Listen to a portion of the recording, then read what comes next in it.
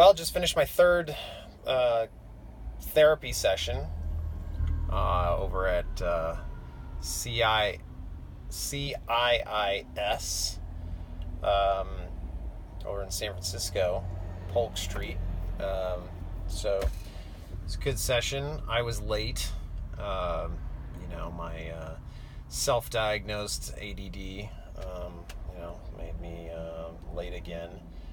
So, and I say self-diagnosed because I haven't had a full diagnosis, except for that one guy that I saw a while back, and he just, he went down the checklist, and I definitely seemed to qualify, but then I completely did a no-show on the next appointment and all that stuff, but I said that in the last video. So, anyways, this session was interesting. I described it as I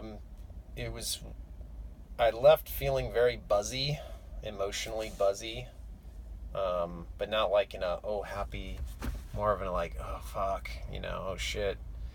I just exposed something else got exposed, another part of another defense self-survival mechanism got poked at, and it didn't like it, it didn't feel comfortable, because it's like, another layer of survival, another layer of, the part of you that you built up these different beliefs and strategies, growing up, different strategies to protect you and keep you safe.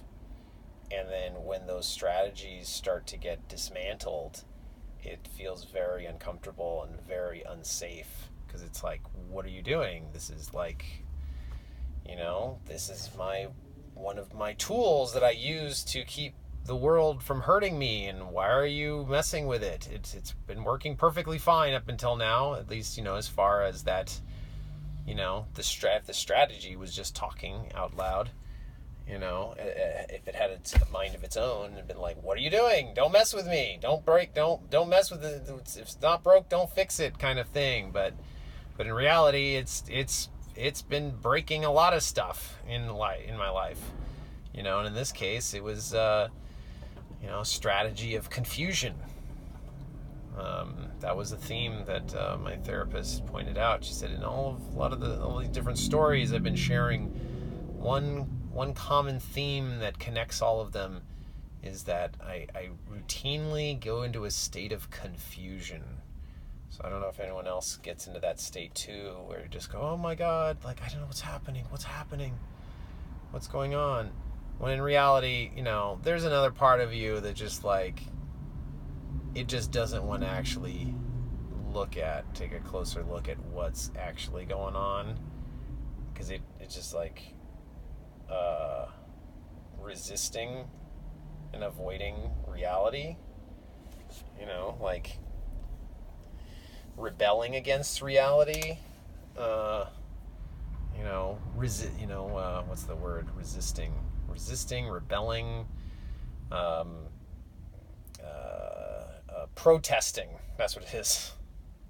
It's like putting up a protest against reality. Like, no, I refuse to accept that this is totally screwed, and I'm just going to just stick my head in the sand and avoid it, Or in my case, it's just like I just get really, confused, even though I'm actually really intelligent. So I don't actually get the likelihood that I get really confused is low. More often than not, if I act confused, I see now that it's actually just a survival strategy. I could avoid having to make a decision about something that I don't feel comfortable about, or that I'm going to hurt somebody.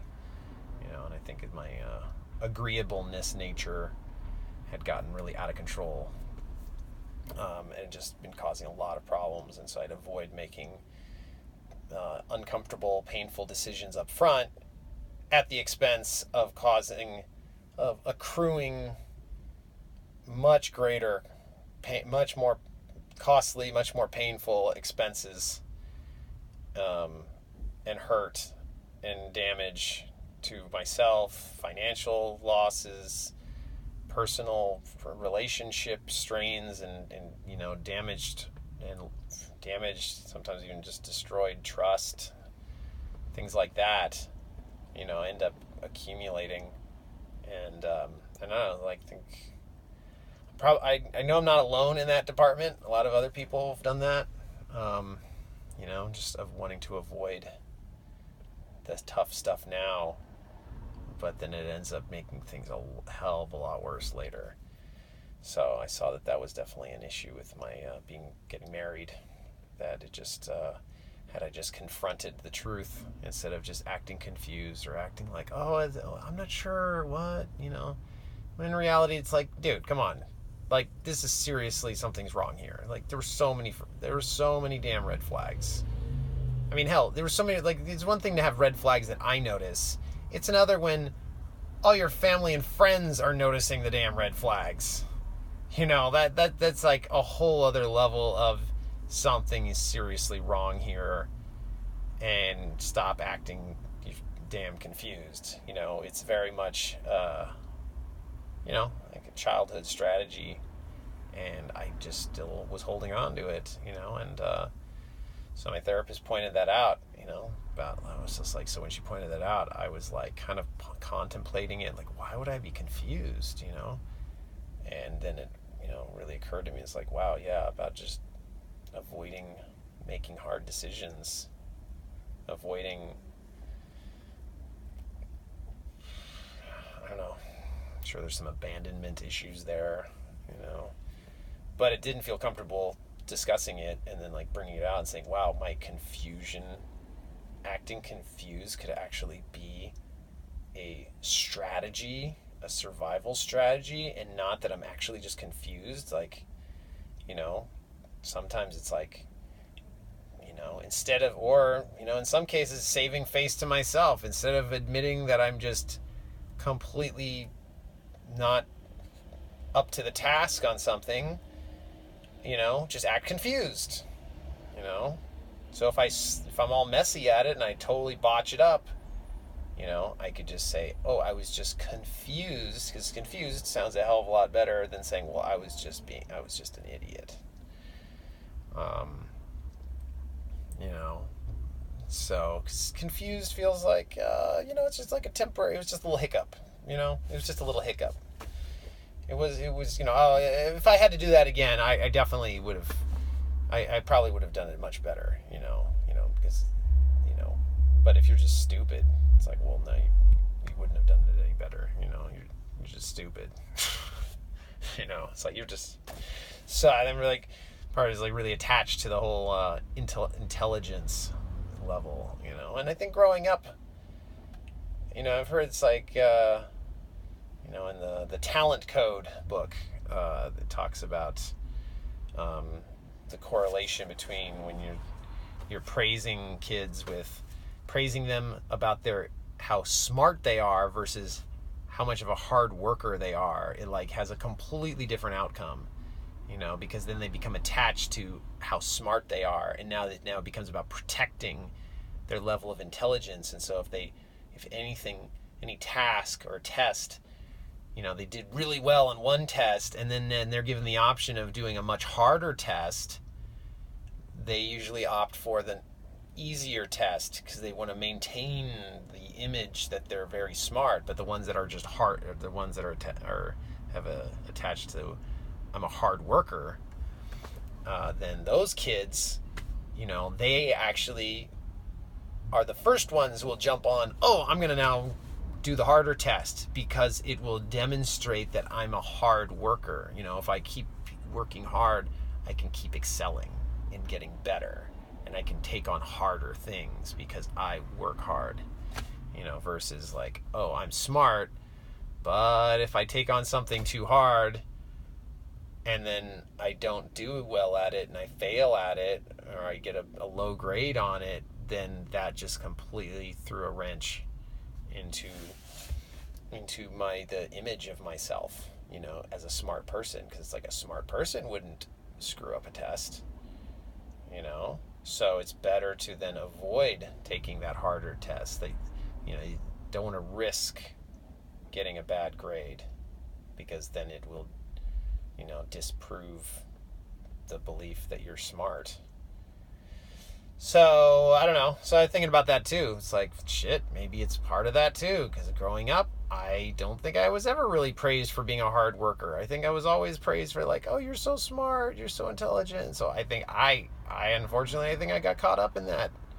And so when something became really hard, or I didn't really want to make a decision because I didn't know what the hell to do, I just defaulted to, I'm going to go confused, and they'll buy me time.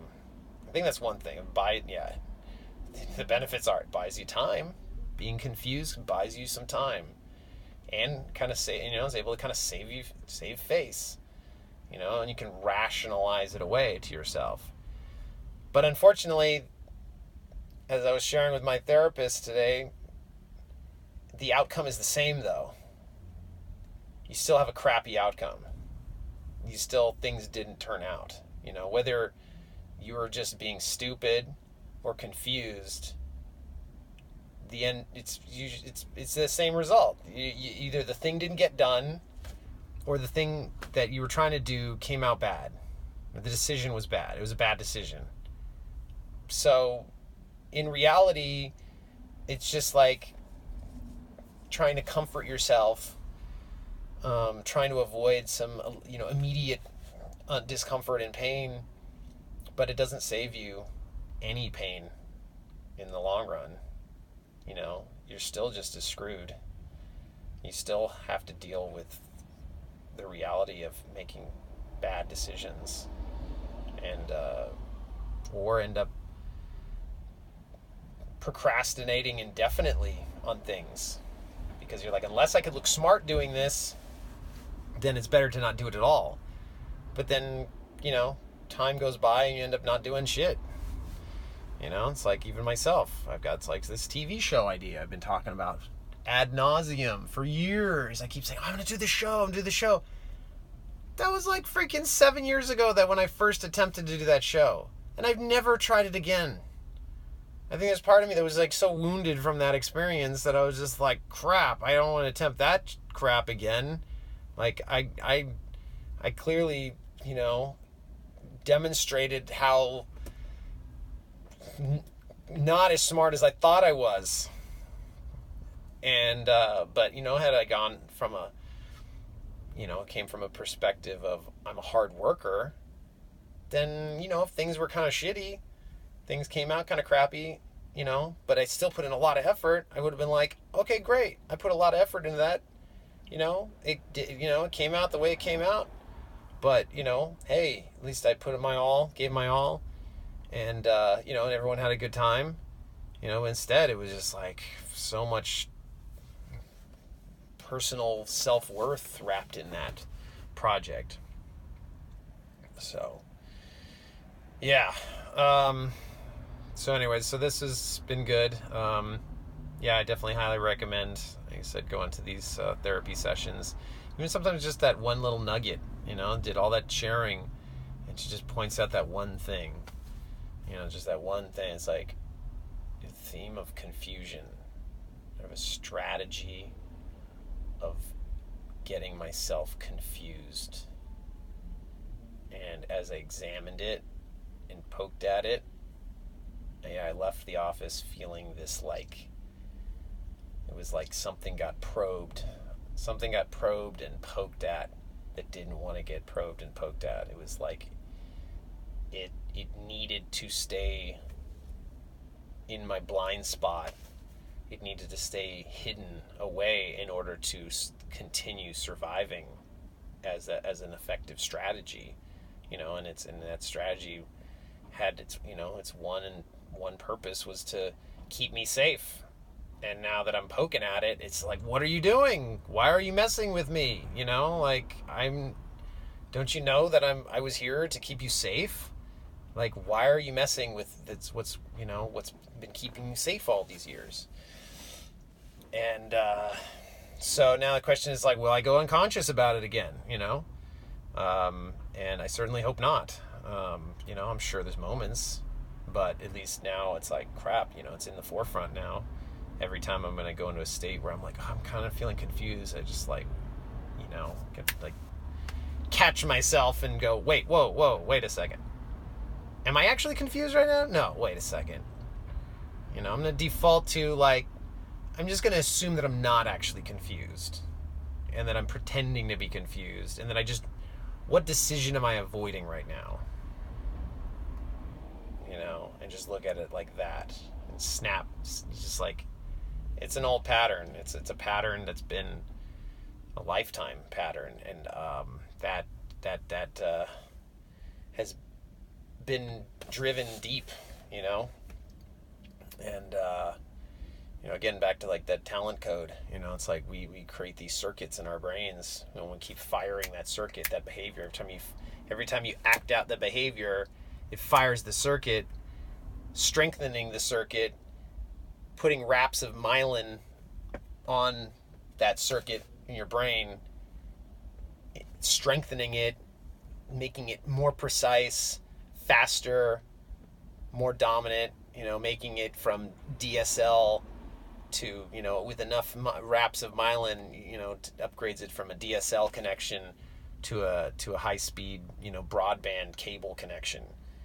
And then now you're like trying to compete, you're trying to compete with some new behavior, you got these old behaviors that are high speed connections, and you're trying to compete with some brand new habits that are like some really slow DSL connections, slow phone, slow crappy AT&T dial-up connections. I mean, just like, which one's going to win? Well, the broadband is going to win until you can upgrade the new connections to broadband themselves. Then they can compete, and then now the new habit has a real chance of winning. But just like, got to go into it knowing that it's going to be hard, and you got to like actively work at practicing the new behavior, interrupt the old pattern, act out the new behavior. And you can't just think about acting out some new behavior. It's like, or just like, oh, I'm eventually do it. It's like, no, it's like only the actual doing of that behavior will create the new wiring in your brain, the new synapses, the new connections, creating the new wraps of myelin. The more you fire that new circuit, the more you strengthen it. The less you fire the old circuit, the less that you're going to strengthen that one, and then that over time, as you don't fire those old circuits, then, they don't grow, for one, and over time, they start to decay a little bit, they start to lose their power little by little, because they're a living circuit, it's like living tissue, that it grows. It's either growing or dying, but it doesn't just totally dissolve. That's why old habits die hard, because they have a lot of myelin wrapping on it, and that leads to a really strong connection that just wants to keep firing very efficiently, very fast, very efficient, very accurate. It's the path of least resistance, So, whereas the new habit is the path of most resistance. But over time, if you keep firing it, eventually that new habit can turn into a habit of low resistance as well. So anyways, so that's a new circuit in building, like being clear, like replace that old circuit, that old pattern of going to a state of confusion to like, okay, what's the truth here? Make a decision based on the truth. I'm actually clear. that kind of thing. So, anyways, well, I'll give updates as to how the rest of my week progresses with all of these changes, and catching myself in states of confusion, So, anyways, so definitely check out CIIS. I'll just put a link at the bottom in the show notes, and so check that out. Like I said, right now I'm paying like $50 a session. I mean, I probably could have paid as low as like 35 or 40, but I'm just like, all right, well, I can wing 50. I'm not trying to be like totally cheapskate, So, and that's it for now. And look out for those patterns, and definitely having a therapist really helps. Like, they're able to just, like, with a fine-tooth comb, just listening to everything you're saying and just picking up on those little threads that connect between the different storylines that you have. What is the reading between the lines of the theme that it's very hard for us to detect our own themes, but for a trained therapist, like, they're able to pick that stuff up and then like reflect it back to you and be like, hey, did you notice that? Did you know that you have this pattern, that you have this theme, this recurring theme? And you're just like, what? So so it's definitely very powerful. So, all right, that's it for